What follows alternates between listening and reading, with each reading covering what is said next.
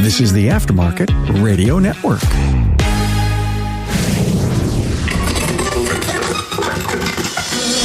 Hey, we're at the 2022 Napa Expo with reigning two-time world champion Ron Capps, who has just recently started his own motorsports company. Find out what it's like being both the driver and the team owner. Listen to Ron explain his initial rush when his race car goes from 0 to 100 miles per hour in 0.7 of a second. He said it's all about his team and the processes and the procedures. Carm Capriato, the Aftermarket Radio Network. You know, Napa continued sponsoring Ron when he started his own motorsports company. And listen when Ron talks about hanging with techs and shop owners. It's a great interview. Hey, thanks to our partner Napa for providing you this episode. Since its relaunch in 2020, the Napa Auto Care member site has continued to evolve to keep members updated on all the Napa programs, promotions, benefits, and other information available to help your business thrive. If you're an Auto Care member, visit member.napaautocare.com to access the member portal. Not a Napa Auto Care Center? Well, contact your servicing Napa Auto Parts store and learn more. Remarkable Results Radio, Carm Capriato at the 2022 Napa Expo. And this is our first interview in this gorgeous open-air studio that we have. We never have a roof, Ron. We never have a roof. And when Ron came in here, he goes, wow, this almost sounds like it's a shop.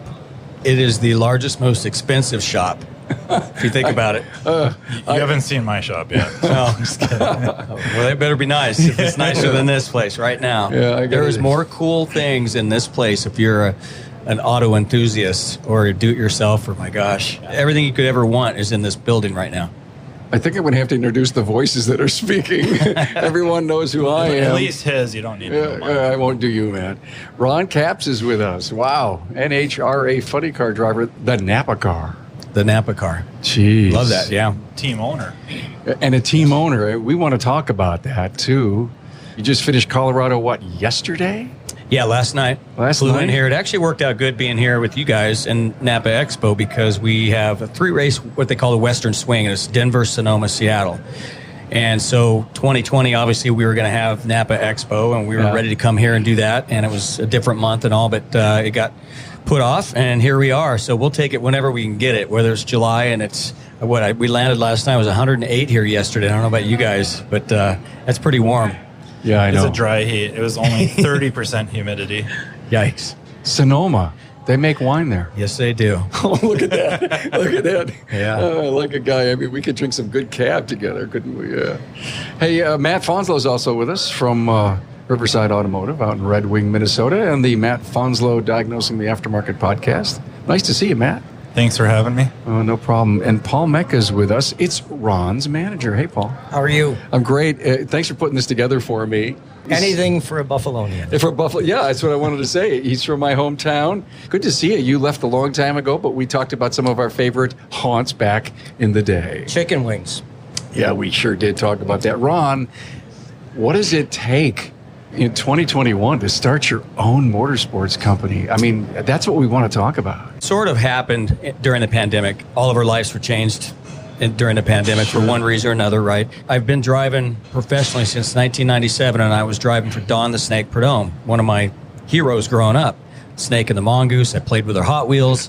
So to be thrown into this rock star role of driving for a legend like that in a sport that I grew up in, building his models and playing with his toys, it was cool. But what happened was, throughout the years of being just a paid driver, a hired shoe, or whatever you want to call it, I've always had the thought that someday, of course, the ultimate would be a team owner like a John Force, like a Connie Coletta, like a Don Prudhomme, and a Roger Penske. You know, you just go down the list of all these great owners that have driven at one point or been into racing and now just the best of the best. So I've had this long career, which has been great. It's been 27 years, I think, professionally. I've been driving for different owners, went to Don Schumacher's, and that's when Napa Auto Parts came on board as a sponsor. And it was during the pandemic that I had one of those, oh my gosh, moments that I said, you know what, I'm going to do this. It's now or never.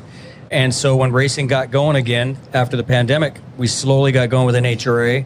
Things turned out. The company, Napa Auto Parts, Genuine Parts Company, had some new people come in.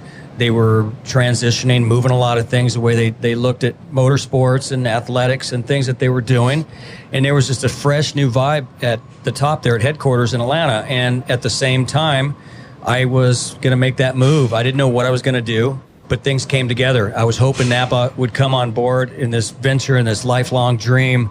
And I didn't even know that I was going to have a budget or a sponsor at that time. We were searching for one, but I was just praying and hoping that they would stay on board with me. I'd been with them since 2008. And lo and behold, they said, we want to be part of this venture of yours. We want to be part of this dream and this thing. Now, what helped that was a lot of me being around Napa Auto Care centers, which are garages and shops that you see driving around the country that people own. And what people forget is Napa Auto Parts stores, it's not a chain. It's not something that you can franchise. Most Napa Auto Parts stores are owned by people in your neighborhood. It's not Napa-owned stores that are spread around. These are people that are living the lifelong dream, if you will, that being a business owner, taking control of your own life, but in the auto parts business. So between the auto care centers, which are an extension of Napa Auto Parts, and most of what we do away from the racetrack is I spend time at these appearances and these dinners and these events with Napa Auto Care people, which are hardworking mechanics, basically, during the day, and technicians. Now, I grew up with a dad that was a technician for 33 years as a Chevrolet dealership. So every bit of my time on summers, I spent working as my dad's mechanical assistant, running parts. So I was around that lifestyle. So it was just natural for me. I just kind of gravitated. And I think that's what's made this sponsorship, if you will, so well, is I really grew up in that world. So I understand how hard they work. I understand. I even worked right out of high school. I went and, you're trying to beat flat rate. You're working at a dealership. You're trying to make a living. And so being around these people that had their own businesses as Napa Auto Care centers and jobbers that are waking up in the morning figuring out how to be better, how to make their business better, how to make their lives better, make more money, I've had that to feed off of. So to answer your question, I told my team owner last year in September, we had about 6 races to go, and I said, I'm going to not come back next year. I didn't have a contract the following year, and Napa wasn't coming back with him. And I told him right off the bat, before I told anybody else, that that's what I'm going to try to do. I'm going to try to finally make that move. I never imagined that I would have the backing like Napa stepped up and did, because for me, as a race car driver, I dreamt, even before I had them as a sponsor, I always just saw commercials they did. I saw how involved they were, and I grew up with my grandfather who worked on a lot of cars, going down and picking up parts for him as a little kid, and he had an account at the local Napa Auto Parts store in a little town I grew up in. So I was just around that, and I always said, man, that would be the ultimate sponsor. If you could have one, gosh, I mean, how much better could it get? And then I had it, and then they decided to come along in this, not knowing how I was going to do, what I was going to do, and how it was going to go, but they wanted to be a part of it. And it gets emotional sometimes because, you hope that something like that happens. You just never imagined it. It reminds me that you didn't even have a plan B. No. What I did figure was I was surrounded by enough good people up to that point, but I figured worst case, if I won a couple more. Now, we had our playoffs. We had a 6-race playoffs, which, by the way, this is all going on in the back, all this white noise, and we're fighting for a world championship, which we ended up winning. So now you take it a step further. You could not have scripted a Hollywood story better than all this going on in the background, fighting for a world championship, winning a world championship, and then announcing that you're going to be a team owner the next year, and you're going to have the backing of one of the best sponsors in the world. Yeah. It was just crazy how things planned out. But I figured if I couldn't get a sponsor, when I first decided I was going to do it, I could always, somebody was going to, I hopefully was going to pay me to drive. I could get, even last minute, I figured I would get a ride doing something to make enough money to get by. I had done it long enough, and I think I'm a decent driver, and I represent sponsors enough that I think I could have probably got. Now, who knows? And I'm glad I never had to find out. But that was my plan B. Plan C was go to work at a Napa Auto Parts store and be a parts person, delivery person. Oh, yeah, that would have happened. The fastest drive that truck around with the yellow hat on top. Well, you are the fastest delivery person. Can we get a delivery truck with a V8, because this 4-banger is just not going to hack it. Hey, it's no secret. We're facing a technician shortage, and Napa Auto Care has a solution with the Napa Auto Care Apprentice Program. The program was pioneered by one of our own. Pete McNeil and Master Technician Jake Sorensen from McNeil's Auto Care in Sandy, Utah, realized that the problem of not having technicians available for hire was not going to solve itself and decided to take action and look at a different audience of individuals available for hire. A focus was put on younger individuals with the right passion, desire, and attitude to work in the automotive repair industry. Jake and Pete sought after these individuals and developed a technician apprentice program to give them the training needed to become a successful technician in today's world. The Napa Auto Care Apprentice Program includes a comprehensive 9-stage curriculum that includes a variety of types of training, and they are classroom training videos exclusive to the apprentice program. Now, these videos provide in-depth training from a successful master technician. Also, Autotech classes with instructor-led courses offered through Napa Autotech and Autotech e-learning. This web-based e-learning is designed to target specific training topics. And finally, hands-on learning. The apprentice will apply the skills gained from the classroom training videos, Autotech instructor-led training, and Autotech e-learnings in the shop with the guidance of a mentor. The apprentice program curriculum is competency-based, meaning an apprentice can move through each stage at a pace that best suits them. Most apprentices complete the program within 2 years. Upon completion, apprentices will have earned ASE G1, A4, A5, and AC certifications, adding industry validation to the skills an apprentice acquires.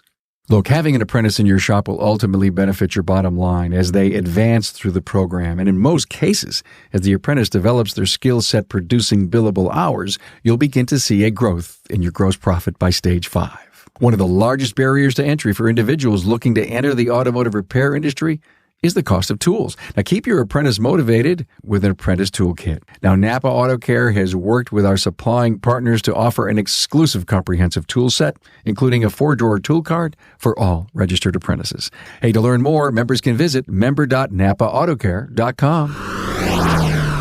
I love your story. It's inspiring. Thank you for sharing it. I also read in your bio that your mom was carrying you when the family went to the races. I mean, it was ever since minute one, huh? There was always Shirley Cha-Cha Muldowney, right? But I had my own mom. To me, it was Shirley Muldowney growing up. She raced. My dad would put her in race cars. He got more thrill out of building a race car.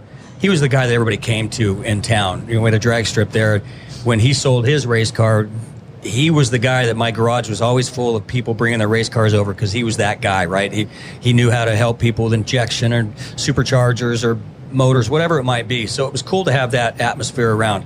He just dug it more, building a race car and sticking my 4', 8' mom, she's Portuguese, and she would rip your heart out the starting line at a drag strip. Like, she was brutal, right? Reaction time. And before that, back in the day, when they met and they were running around town like, American Graffiti style, my dad's street cars back in the day, when they would go outside of town and run on a little 2-lane strip of road, he would put her in his fast street cars and they'd go out and bet money and beat guys. And so she had this reputation that you just didn't mess with them. And she, 4-speed, they'd put blocks of 2x4s on the pedal so she could reach. And he had a 55 Chevy with a big block. And I've heard all these stories. So it's a joke, but it's not a joke. I was probably, I'm sure that I was conceived at a drag strip somewhere in a parking lot. And for sure, I was in her belly, I'm sure, at a drag strip while she was driving at one point or another. I tell a story like that, and I won't now, but I think something like that could have happened to me. Conceived's not a bad word, right? Yeah, no, it's a good word. I kept it clean. No, you did, but...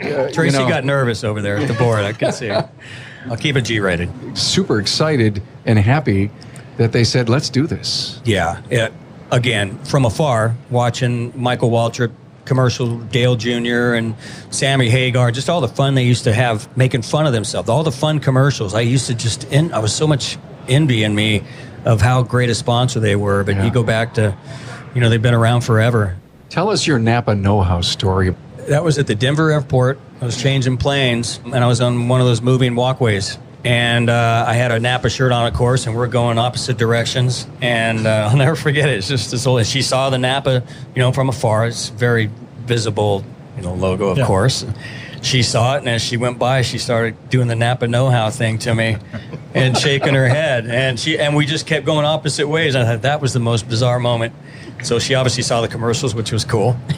So let's talk about starting your company and having to be now the leader of it. It's not a risk, but during your whole think period, during COVID, I got to do this. And, what's the upside, what's the downside, and pulling a team together. I think we struggle in our industry trying to find great technicians and train them constantly and worry about productivity, satisfying customers. There's a story here on what I think our industry can learn from what you've done. It really started the other way around, but it's amazing how many people throughout this season already. So every race we've gone to, it's my first at being an owner. First of all, it's first at seeing a lot of our fans in each area we go to. But a lot of these Napa events, it never fails. Even last weekend in Denver racing, I get these fans that come up, and almost every one of them will shake my hand. I'll sign something for them, and I'll shake my hand, and they'll say, "We are so happy and excited for you on you being a team owner." So the fans have really felt like they're a part of it, which they should be. They really should. But it's amazing how many people, there's people that come up and both hands grab my hand and, fans, and just look me in the eye and say, "We're so happy that you're a team owner now. We're so excited for you." And that's pretty cool to be at the racetrack and have fans do that. And then you take it a step further, all these events we're doing with these Napa people.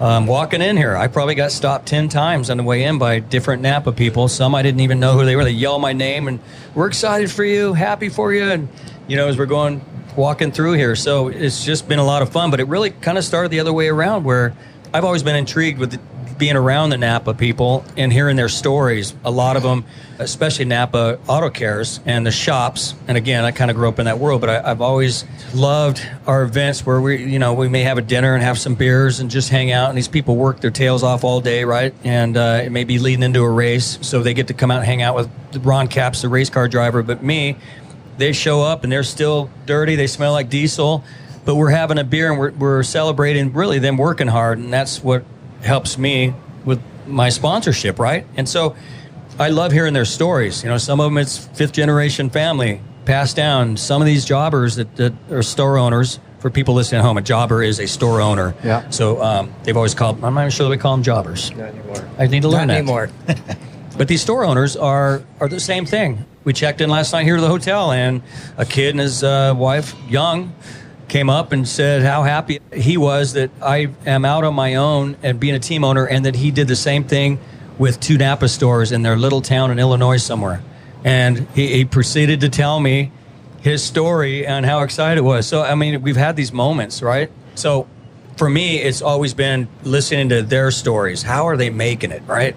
You have a couple beers with somebody that's maybe had a dad that started a shop, and of course, they want it to survive. It's being passed down. Maybe their dad's around, and you hear these stories of dads or grandpas that still pop in that are 90 years old that started it, and they may come in and drive and deliver parts or something. So I've always fed, to answer your question, I've always fed off of that part. And now I've got these people talking to me about my role in being a team owner. But honest to God, I just tell them, I'm kind of seat of the pants. I'm going off of what I've learned being around the Napa people. And that's plain and simple. First thing I did was hire the best crew chief and crew members that I could, and which was the team that I got put together with last year, and we won a world championship together, the first time ever racing together. Okay, so that team that had that magic with you came with you. My longtime crew chief retired in January of 2021, right before the season started, 11th hour. My team owner, we had another driver, didn't have funding. Well, my team owner put me together with that other team that didn't have the driver. I lost my crew chief and my team because my crew chief retired, and my old team I had for 8 or 9 years together didn't want to work for another crew chief, so they all went to work elsewhere. So I got put together with these guys. A lot of them I knew already, just never had worked together, and we proceeded to win a world championship together the first year.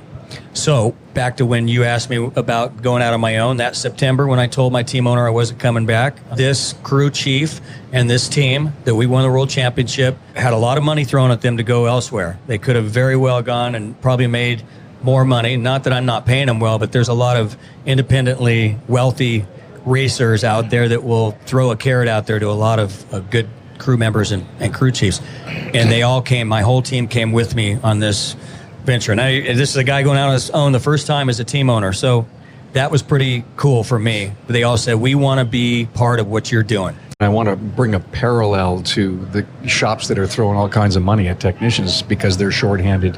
It's the culture that people want to work for. They want to work for someone who cares about them, appreciates them, wants to train them. And I can only think that the reason this crew came for you and they could have gotten more money, is they believed in you and you appreciated them.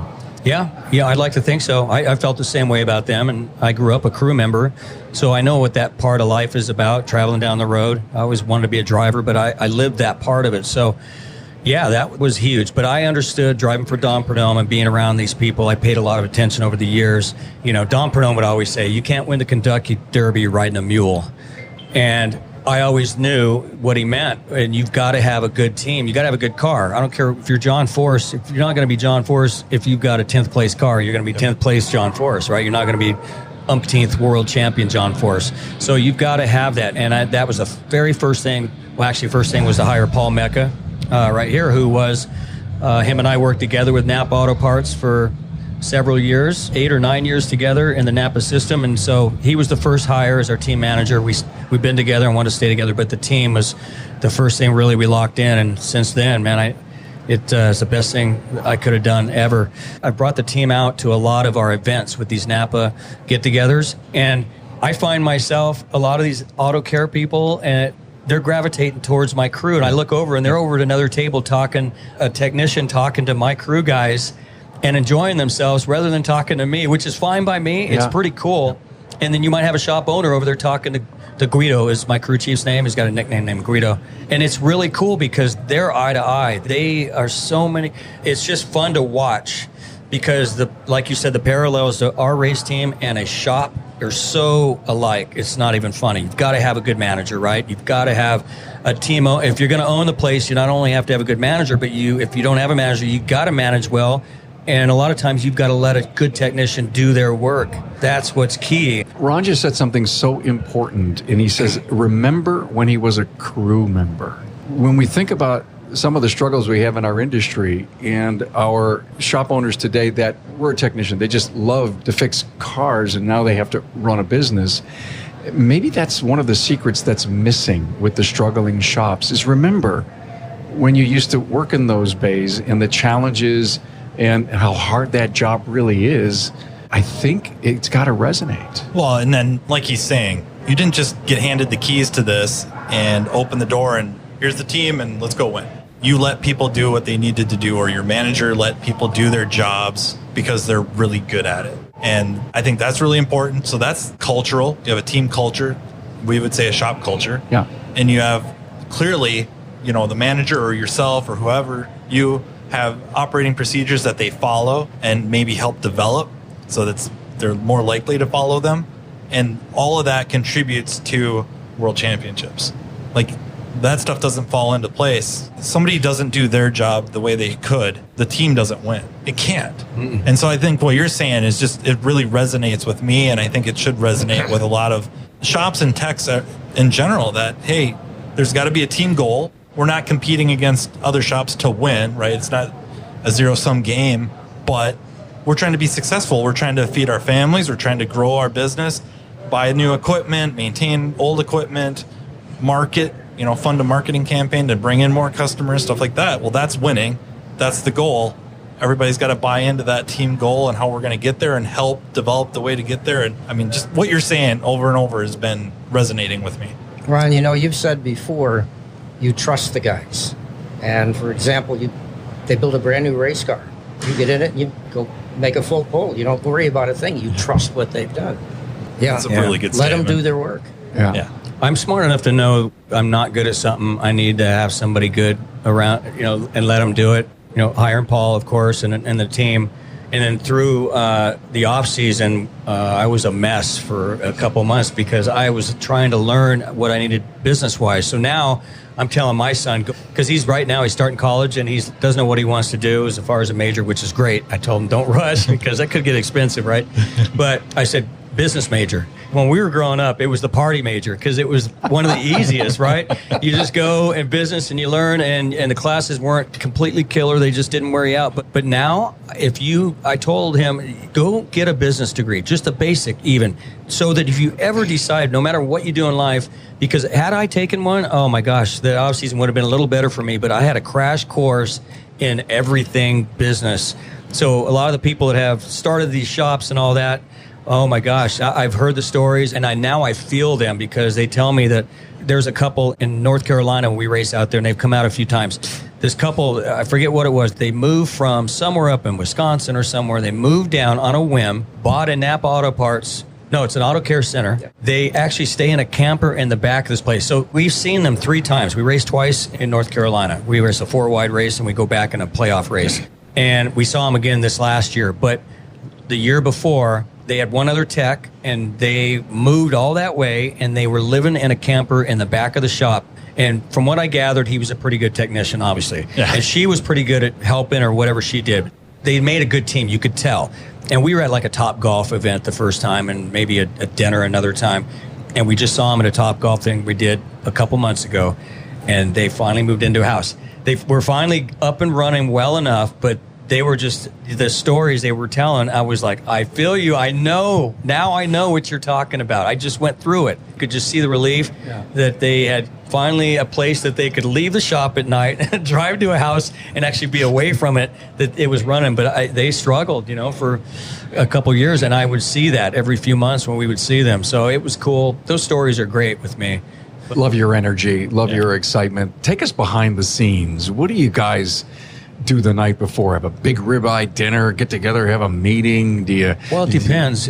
Almost always there's some type of a sponsor event, usually on a Thursday night. And most of the time with Napa, listen, I'm very blessed. If you follow me on social media, and I'm usually posting where these appearances I go to, and I spend not a lot of time at home, but in between races doing appearances wherever I get asked to go.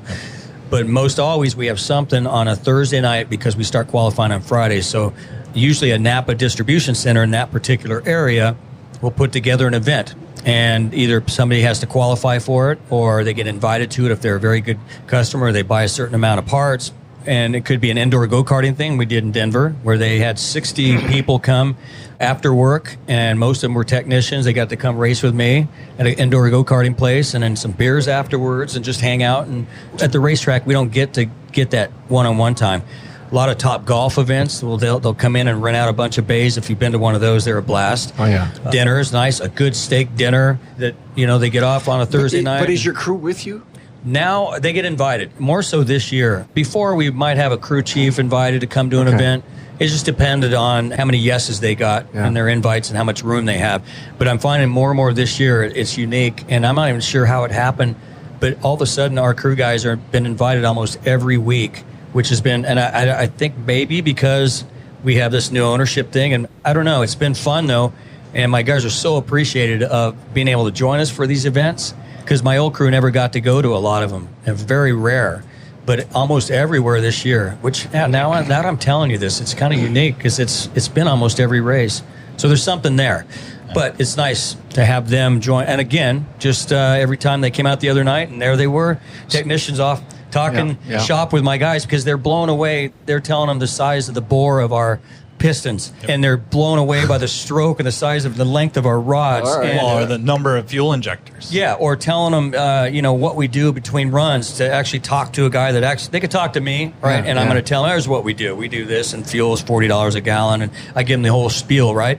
They're actually talking to one of the kids, because we've got 8 guys that attack this engine, and in 33 minutes they will have it apart, raging hot from a run, completely apart, back together in 35 minutes, and ready to fire back up. 11,000 horsepower. You can't get your oil changed in 33 minutes, right? These guys tear this engine down to the bare block. Nothing but the block and the crankshaft. Everything completely out of the clutch off the back and back together. So a technician, a gearhead, that is the ultimate. I mean, that is car porn, right? I mean, for them to... Wait a minute, we should do a show on car porn. Yeah. That is... Yeah. See? Okay, I'm not afraid to talk about that. Right there. You're welcome. But no, I love the whole concept in 33 minutes from soup to nuts, open heart surgery on the vehicle. What kind of things can go wrong? A lot. Anytime you're pouring nitromethane into the tank, even if it's just completely perfect and put together perfect, it's one of the most volatile fuels in the world. And it basically, that engine sitting there, if you run gas in it, it might be 1,000, 1,500 max horsepower.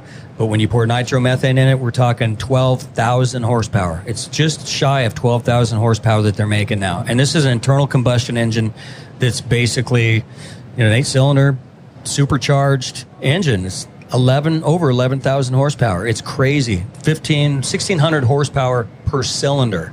So one cylinder on my car is more than Chase Elliott's NASCAR car over there. Imagine that. One cylinder. So to answer your question, when nitro's in it, it is very volatile. If you don't have a good crew chief that knows what he's doing, it can become a bomb very quickly, and they do. Those are those highlights that I'm in, and other drivers are in, a lot of explosions. So things can happen. Stuff happens with nitro's put in it. But when it's good and it's right, oh, man. Well, take it one step further. What you're saying is true, but now you blow up an engine. So you've got the rebuild, but you've got to change a block. Maybe you've got to rewire some part of the car. You've got to clean all your oil lines out, your fuel lines out. Add that. I mean, he's blowing the engine during the run. Yeah. Okay, so you got a fire going on there, right? Yeah, in fact, a few races ago, we won our second race of the season in Bristol, and we completely exploded right at the finish line, 330 miles an hour, exploded.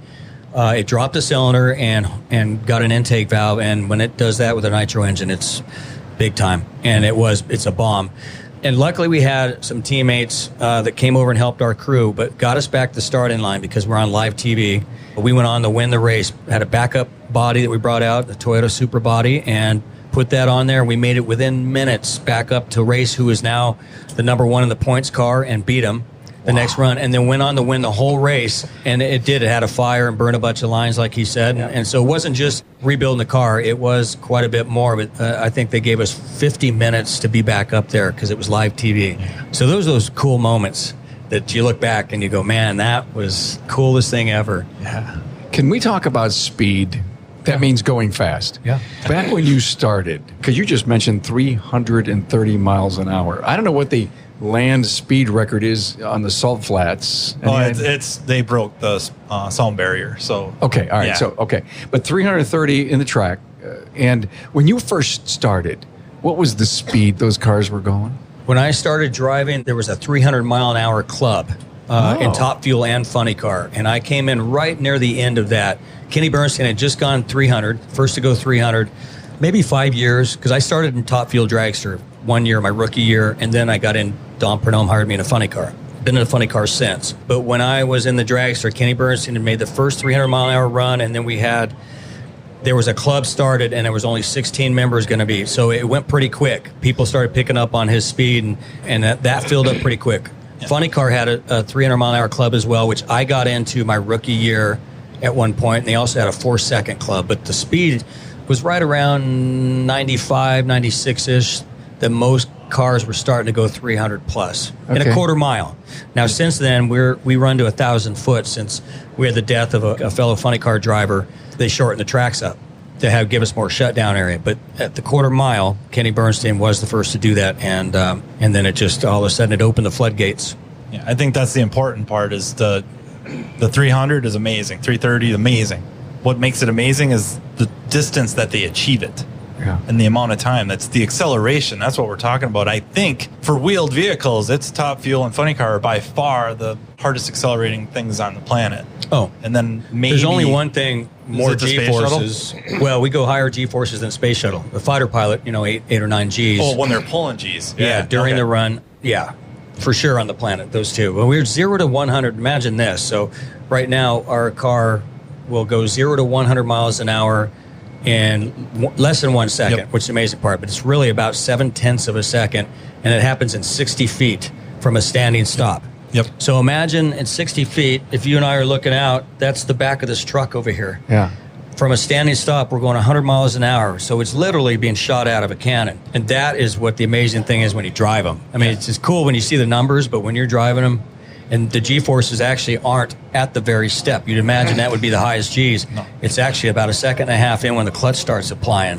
And then just pins. The tires are... and it's like the Battlestar Galactica show when it first came out, and that hyperspace thing.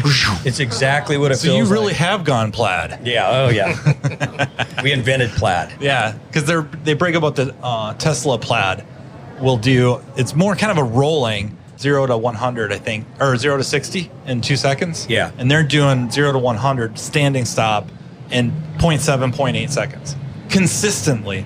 So do you pull a lot of data? Is there computer data between that 33-minute fix? Is somebody looking at the data? Yeah. You can really look at as much as you want on these computers, but it's not something like Formula One where it's actively, and really, if you look at it, 3.8 seconds, there's not much you could do.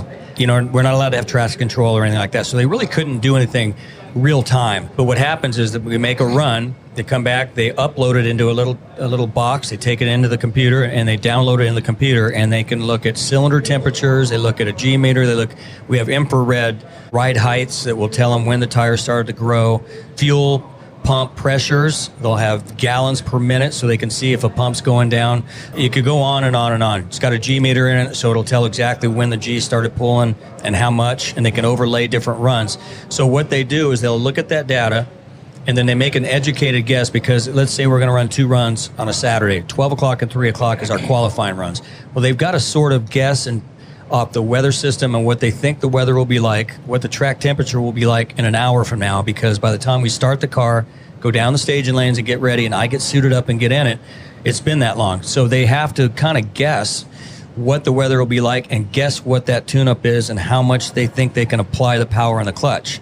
Sometimes they get it, sometimes they don't. And then, of course, they make the run, come back and look at that run and overlay it to what they think. And so they get all this data every run, and they can pull up. Last weekend, they were pulling up runs from 3 or 4 years ago and comparing things and trying to figure things out. Is the computer doing some work on that car? I mean, are you just putting your foot to the pedal? Yeah, I have a big gas pedal. I have a hand brake. I've got a clutch, but basically a clutch is for me to roll forward, do the burnout, put it in reverse, and back up, and that's it. I don't pop the clutch like a normal car. It's a centrifugal clutch, so I have a hand brake I hold it with, and I have a fuel pump lever that I pull on, and when that light comes down, there's a flash of yellows and that you see on the Christmas tree, and I mash the pedal, and at the very bottom of that pedal there's a red button underneath it. And when that button goes down, it starts all the timers and everything that they can set for that run. So basically, they're setting a run up from the step of the throttle. And so when I hit the gas, that button starts everything. So when they test their system and they do a test run, let's say in the pit area, he will go in and he has a guy reach his fingers underneath and hit the button in the pit area, and it starts all those timers, and he has a little box he can plug in, and it downloads that test run, if you will. Yep. Then he'll go plug that in the computer like it's supposedly a run, and he can see what the timers would do. Then they hope and pray when we go down to the track. Now, again, they can make little changes before I get on the track, last-minute little changes here and there. Like what? Well, they can move a timer, they can pop the box open and maybe stretch a valve out that's going to add clutch at, let's say, 2.2 seconds or 2.6 seconds. If the track got hotter, we don't need this clutch right here. We're going to slide the clutch a little more, so they're going to move a couple timers out. And I'm talking fractions of a second, believe it or not. So little things like that, they can change at the last minute, and they often do. If you watch the TV shows, you'll see a crew chief run back and get in this big box and start wiggling his arms around while he's moving timers around. And then we now, instead of the magnetos, we finally went electronic. So these MSDs, really, you can map the ignition timing before the run. So they will have, let's say it's got 60 degrees of timing, and because about a second and a half is a transition for these tires to either hook up or come loose or shake with all that power, they actually have a map that can plug into these magnetos. We have 2 magnetos on them that will take 20 degrees out at 1.2 seconds and get through that tough spot, and then add timing and add like 25 or 30 degrees after that and start adding fuel to it. And so they've got all these different things that have really changed the sport here lately that mechanically have changed in the sport of drag racing. So I heard you have your hands are on 2 levers. Who holds the steering wheel? Well, I make sure I have the steers with his legs, his knees. Yeah, I do that a lot. When you got a coffee in the morning, you're trying to shift, and that's me. Exactly. But I do lead with one hand on the brake and one on the wheel, and then once I let go of that handbrake, I reach over and grab the wheel. The technology stuff you're talking about just speaks to me. That's right up my alley. That's the stuff I care about. What's going on and how to, the physics of it, and then what to do to make the physics work in your favor to get you down the track the faster. That's the stuff that I could just... I wish they would do more mechanical pieces on the TV shows, and they're getting better at it. But if people knew how much has to go right Like, I'm just telling you some of the adjustments. If you look, when you guys come to a race, I'll show you this box, and you'll be blown away by the little timers and the clutch. And every time you add clutch with a nitro engine, the nitro methane loves to be loaded. It has to be put under pressure. So if you move a clutch timer to add to the run, to add clutch, you better add fuel right away, or you're going to drop a cylinder, and vice versa. If you don't add clutch and you add fuel, it could put a cylinder out. If you do it backwards, it could go lean and blow up. And we're talking fractions of a second. So there's a plethora of stuff that has to go right for this car to go down the track. One of those little timers off, fractions of a second, I mean, one of those timers, one of the 30-something timers off a little bit, it doesn't make it. So all that time spent putting an engine together and a car together, and all the man hours, hundreds of hours getting to the track and setting up, and one little thing off, or the driver messes up, the run's aborted, and you lose everything. So the magic in the crew chief and all of your people is in these fine adjustments. Yeah. And of course, making sure you've got every part backed up of high quality, inspected. I can't imagine the inventory you guys carry.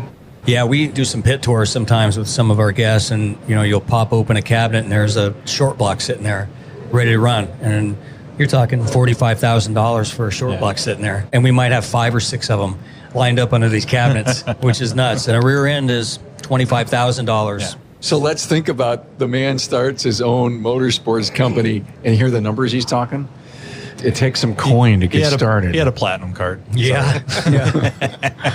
Oh, wow. The amount of dollars I've seen go in and out of my checking account is something I never imagined ever that I would see in my lifetime. And it amazes me because it's just cubic dollars that race, and it's mind-boggling to see.